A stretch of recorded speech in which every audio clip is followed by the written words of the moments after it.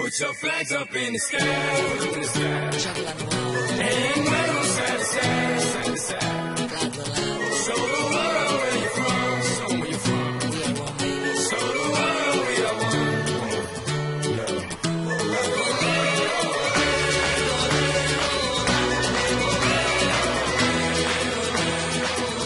Hello and welcome to Government Week 3, page 10 through 13.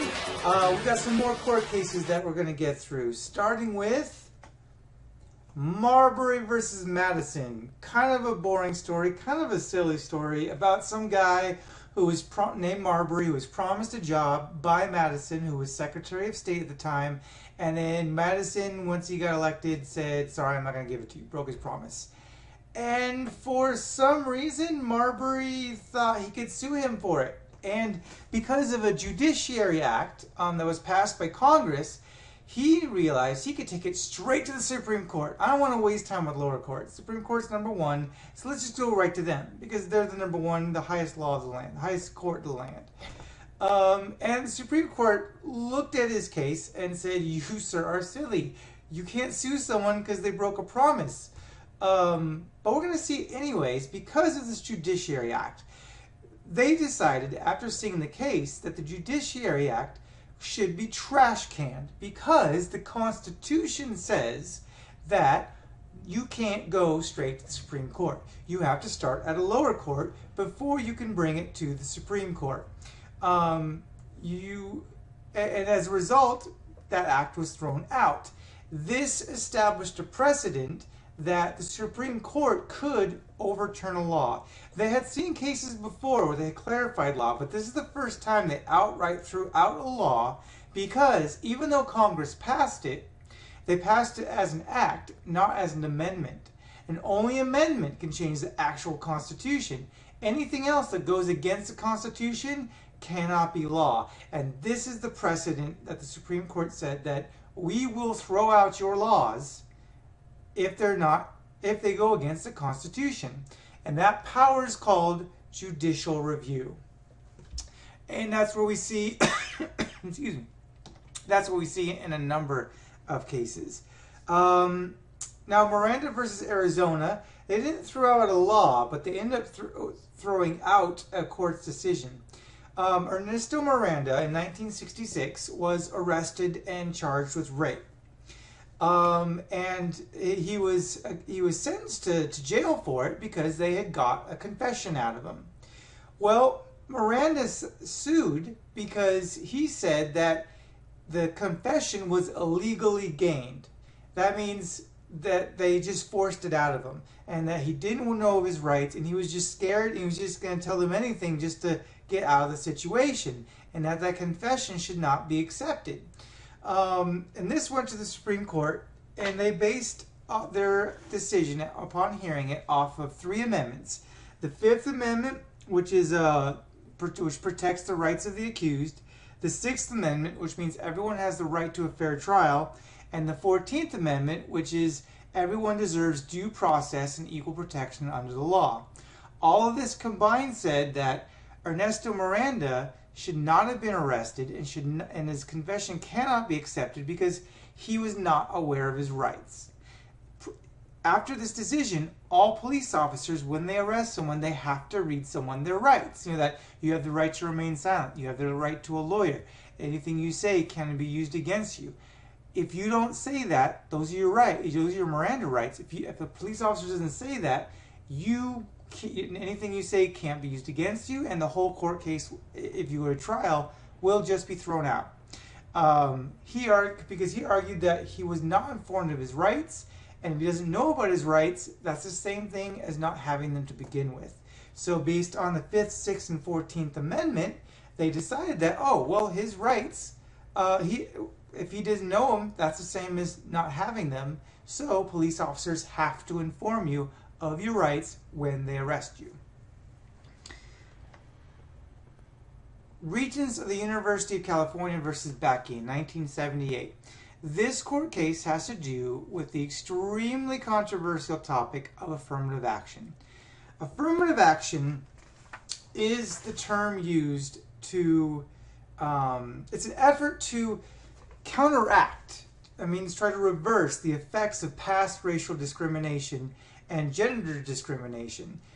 Because in the past, white males were so heavily favored by businesses and universities.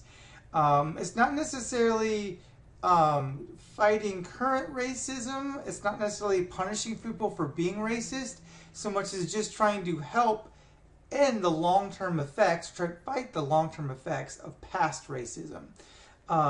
So as a result of this, a lot of colleges had to make sure, again, this is before the Supreme Court got involved, affirmative action laws were passed forcing colleges and some businesses to make sure they're hiring a certain amount of minorities, a certain percentage or a certain number, whatever. And in 1978, a man named Alan Bakke, he applied to UC Davis, and he was rejected for what he felt was because he was too white and too old. And so he sued. He said, no, that's reverse discrimination. The law can't possibly be meaning to hurt anybody. It's supposed to help one group, but if it's hurting my group, then that's not fair. That's discrimination. So it went up to all the way up to the Supreme Court. Lower courts actually supported Bakke and forced him UC Davis to accept him, and saying that you cannot reject someone just for being white. And then so the UC system didn't like that, so they took Bakke to the Supreme Court, and that's why in this case the University of California is the plaintiff, because while it started with Bakke, by the time it got to the Supreme Court, the University of California was the one trying to overturn a previous appeal. And the Supreme Court decision was that affirmative action is okay to have. You can use race as a factor when deciding who to admit to your school or not, but it can't be the only factor. And that's the problem they had with the Bakke case, was that Bakke was being rejected just for being white, and no other factors were pulled into play. And they said you can't do that. It can be a factor. Affirmative action is okay, but it can't just be all about race. You have to look at other things too to make sure people who deserve to be in school can get into school. Phillips versus Martin Marietta Corporation, 1971.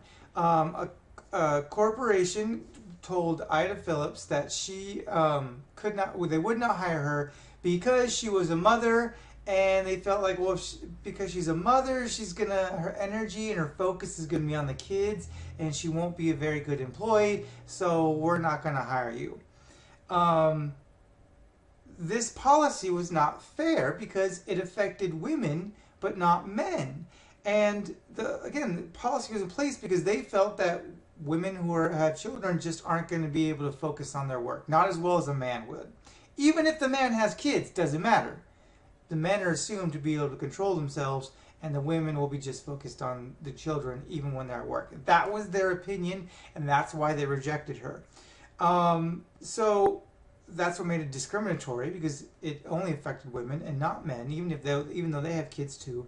And so the court decided that if you're not going to hire a mom who has kids, then you need to have the same policy for men and not hire them all, or not hire men either if they don't have kids. One policy for all. You can't have one policy for women and one policy for men. You have one hiring policy, one set of rules for all people of all gender, and you can't pick and choose this rule for this type of person and this rule for that person. No double standards at work was the judgment. And that's it. Don't forget the Moto quiz. Next, complete video assignment government immunity. And you're 1719 by News Now. Whole world, one night, one place, Brazil. Everybody put your flags in the sky and do what you feel. It's your world, my